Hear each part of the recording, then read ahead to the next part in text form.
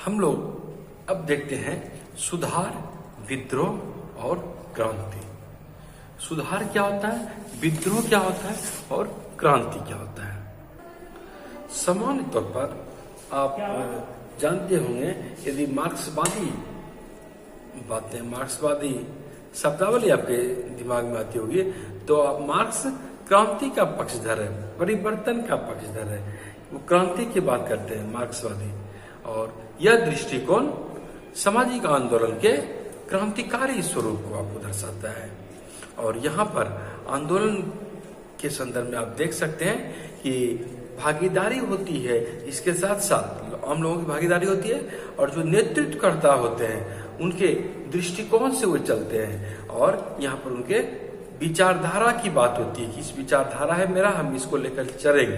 यहाँ पर दो तरह के उद्देश्य उनके हो जाते हैं, एक तत्कालिक उद्देश्य हो जाते हैं जिस उद्देश्य को प्राप्ति करना चाहते हैं, और दूसरी विचारधारा के स्तर पर उनकी दीर्घावधि उद्देश्य भी होती है।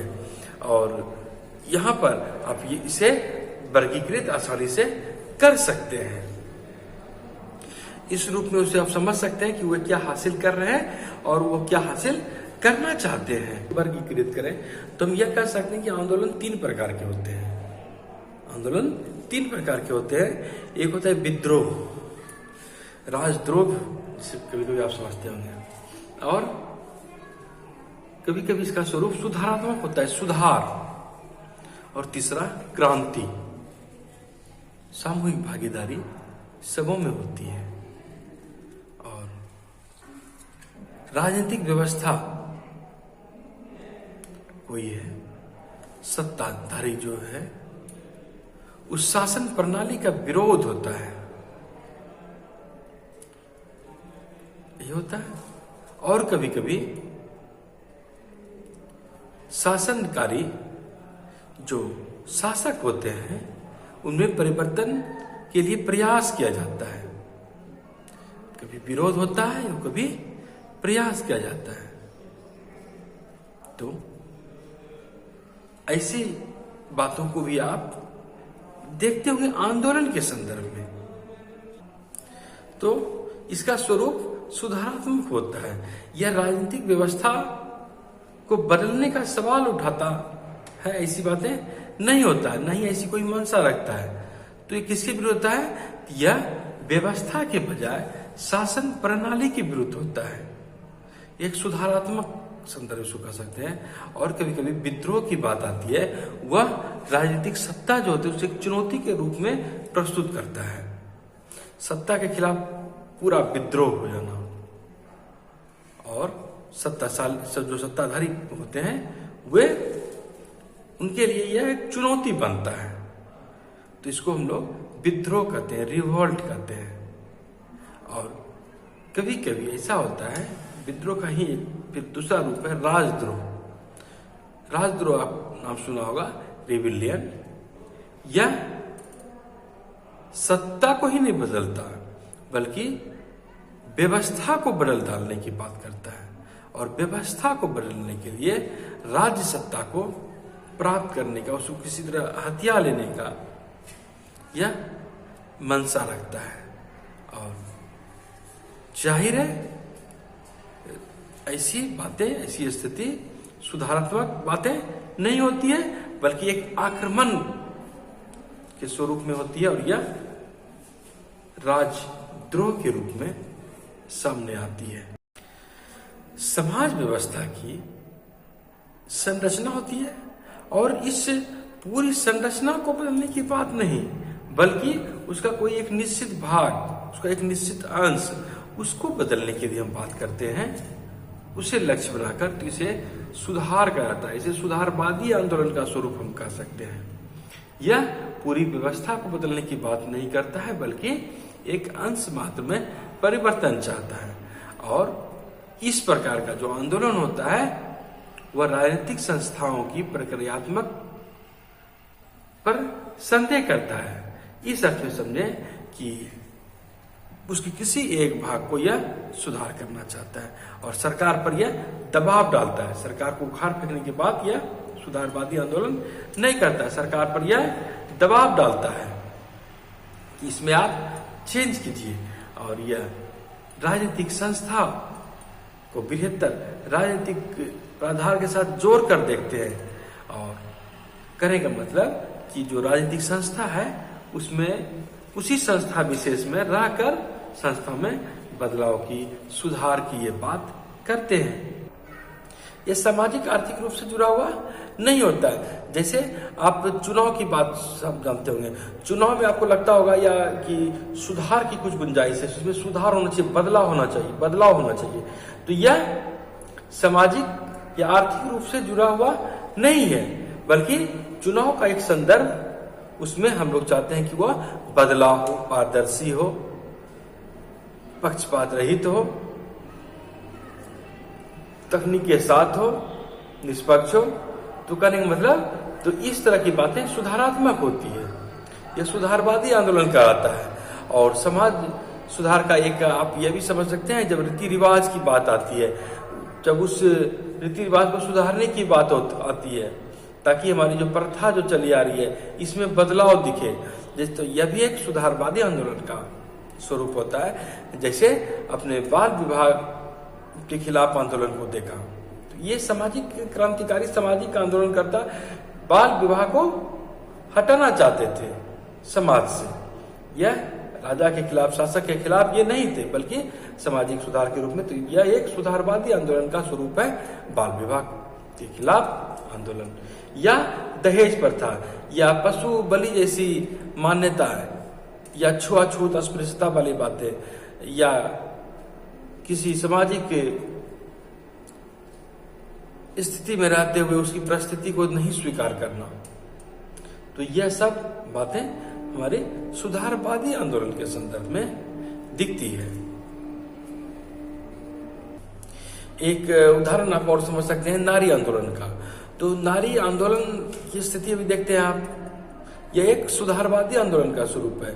तो यह क्या चाहती है, इस आंदोलन में क्या चाहती है, महिलाओं के लिए आरक्षण मिले, संघर्ष करे, संसद में, विधायिका में उनका आरक्षण बढ़े, उसका अनुपात बढ़े, उनकी उपस्थिति बढ़े, ताकि वे फिर अपने हित के अनुकूल कानून का निर्माण करेंगे। तो इस तरह का यह संघर्ष सुधारवादी आंदोलन का स्वरूप होता है। प्रतिनिधि प्रणाली जो हमारी चली आ रही है, इसमें बदलाव की मांग हुई है, नारीवादी आंदोलन, कि उनको कुछ अधिकार मिलेगा और जो प्रतिनिधि मूलक अभी हमारे यहाँ व्यवस्था है इसमें चेंज होगा। तो यह सुधारवादी आंदोलन का स्वरूप है। और यह भी समझ लें, कोई भी सुधार हो अपने आप में सीधे तौर पर राजनीतिक व्यवस्था को चुनौती नहीं देते हैं, बल्कि व्यवस्था के जो अन्य भाग है, विविध भाग है, उसको बदलने का प्रयास करते हैं। और यदि ऐसा होता है तो एक प्रभावी उत्तराधिकारी का इजाद होता है, और ऐसा होता है तो फिर वह अपने आंदोलन को सफल समझता है और वह आंदोलन सफल भी होता है। आपने क्रांति की बात सुनी होगी। क्रांति क्या हुआ? तो क्रांति का अर्थ होता है परिवर्तन। औद्योगिक क्रांति, व्यापारिक क्रांति, वैज्ञानिक क्रांति, हरित क्रांति, श्वेत क्रांति, पीली क्रांति, कंप्यूटर क्रांति, फैशन क्रांति, कई तरह की क्रांति की बातें आपने सुनी होगी। और इससे आप सामान्यतः अर्थ लगाते होंगे कि क्रांति का अर्थ होता है बदलाव, परिवर्तन, और यही होता भी है। लेकिन व्यापक अर्थ में, राजनीतिक संदर्भ में देखें तो इनका अर्थ राजनीतिक अथवा सामाजिक होता है, जो कि लंबे समय तक प्रभाव डाले रखता है। क्रांति से आप ऐसे समझ सकते हैं कि यह एक ऐतिहासिक संदर्भ में हम इसको देख सकते हैं, और सामाजिक और राजनीतिक ढांचा, स्थिति बदलने की बात करते हैं।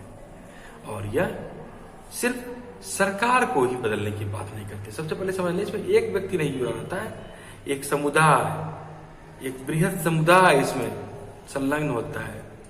और यह सरकार के खिलाफ है, सरकार के खिलाफ करता है, सत्ताधारी के खिलाफ करता है, साथ साथ सत्ता जो पदधारी होते हैं उसके खिलाफ के साथ साथ शासन व्यवस्था, शासन प्रणाली के खिलाफ ये बात करते हैं। और वह भी समाप्ति, शासक भी समाप्त, शासन व्यवस्था भी समाप्त, और जो सामाजिक आर्थिक ढांचा है यह भी समाप्त।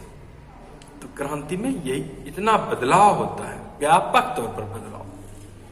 और इसके लिए क्या होता है, संगठित रूप से संघर्ष को अंजाम देते हैं, और उस जो व्यवस्था बनी होती है उसके सामने, उसके बदले में एक अपना वैकल्पिक नजरिया प्रस्तुत करते हैं और एक वैकल्पिक सामाजिक व्यवस्था लाते हैं जो कि बाद में राजनीतिक स्वरूप ग्रहण करते हैं। आप जो है साम्यवादी क्रांति की बात सुनी होंगे, यहाँ पर सब उसके पहले हम लोग देखें नक्सलवादी बात आप सुने होंगे, नक्सलवाद। तो नक्सलवादी आंदोलन क्या है, वह सिर्फ तत्कालीन मुद्दे का ही विरोध नहीं करता है, बल्कि जो सरकार को भी चुनौती देता है कि आपकी नीति सही नहीं है, और राज्य को उखाड़ने की बात करता है कि राज्य सही नहीं है। और यह विरोध एक के साथ नहीं होता है, बल्कि जो भी व्यवस्था है उसका वो विरोध करता है, सामंती हो या अर्ध सामंती हो, और उसको समाप्त करो, उसको हटाकर साम्यवादी शासन स्थापित करो। तत्कालिक मुद्दे के साथ साथ उस व्यवस्था को ही समाप्त करने की बात किया जाता है, ताकि उसकी अपनी सोच, अपनी विचारधारा को अमल में लाया जा सके। आप दलित आंदोलन की ही बात लें तो एक क्रांति है, इसलिए ये जो स्थापित व्यवस्था है उसके खिलाफ बात करता है ये, कि लोग उपेक्षित हैं, लोग शोषित हैं। जाति व्यवस्था पर आधारित सामाजिक व्यवस्था में दलित शोषित हो रहे हैं। समतावादी सामाजिक व्यवस्था बने, इसके लिए दलित आंदोलन की मांग होती है, दलित आंदोलन किया जाता है। और इसी तरह नारी आंदोलन के स्वरूप की देख सकते हैं हम लोग कि पितृसत्तात्मक जो व्यवस्था वर्षों से बची गढ़ी सी है हमारे समाज में, इसके विरुद्ध आंदोलन किया जाता है कि वह ऐतिहासिक संदर्भ के साथ तात्कालिक रूप से उसमें बदलाव है, उसका उन्मूलन हो, और यह एक क्रांतिकारी स्वरूप ग्रहण करता है। क्रांति राजनीतिक भी हो सकता है और सामाजिक भी क्रांति होता है, और यह सामाजिक जीवन के किसी भी क्षेत्र से उत्पन्न हो सकती है। और इसे जब क्रांति की बात होती है तो ये अचानक होता है, आकस्मिक रूप से होता है, और यह उग्र होता है, हिंसक परिवर्तन से इसे जोड़कर देखा जाता है। क्रांति हिंसक स्वरूप लिए होती है, और कभी कभी ऐसा होता है कि एक लंबे समय तक धीरे धीरे यह चलती रहती है, और कभी हिंसक तो कभी अहिंसक स्वरूप में हमें देखने को यह मिलता है, कभी रुक कभी व्यवस्थित ढंग से। तो ऐसी भी स्थिति होती है क्रांति में। यह भी समझ लें कि जब किसी नेतृत्वकर्ता को बदलने की बात होती है तो वह राजनीतिक क्रांति होती है, और यदि समाज को बदलने की बात होती है तो वह एक सामाजिक क्रांति होती है। और सामाजिक क्रांति की समाज में जो संस्थाएं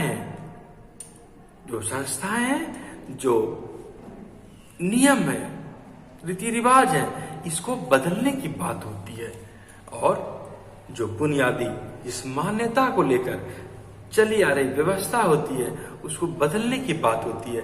तो यह सामाजिक क्रांति का स्वरूप लेने लगता है। और समाजशास्त्र के संदर्भ में जब हम देखेंगे तो कार्ल मार्क्स का नाम क्रांतिकारी की श्रेणी में आता है, जिन्होंने सामाजिक राजनीतिक व्यवस्था में परिवर्तन लाने की बात की, समाज के हितों की बात कही, समाज के आम लोगों को जोड़कर क्रांति की बात कही, ऐतिहासिक भौतिकवाद की उन्होंने बात कही है, सर्वहारा की बात कही है। और इस तरह हम देखते हैं कि इस तरह रूस में क्रांति भी लाई गई।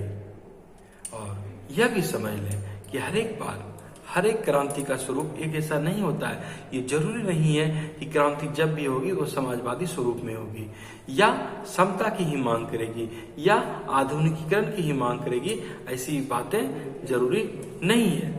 और कभी लोकतंत्र स्थापित करने के लिए भी क्रांति होती है, तो कभी लोकतंत्र के विरोधी में भी क्रांति की बातें होती है। और कई बार कई देशों में आप ऐसा देखे होंगे, ईरान में, कट्टरवादी इस्लामी देशों में विशेषकर देख सकते हैं आप कि किस तरह 1979 में ईरान में ईरान के बादशाह के शासन को पलट दिया गया। यह एक दक्षिणपंथी क्रांति का एक अच्छा उदाहरण है। और 1990 के दशक में जब सोवियत संघ का विघटन हुआ तो कई देश जो साम्यवादी देश थे तो वहां क्रांति हुई, वे पूंजीवाद की ओर अग्रसर हुए। सामाजिक राजनीतिक नेतृत्व हर जगह बदलाव दिखा।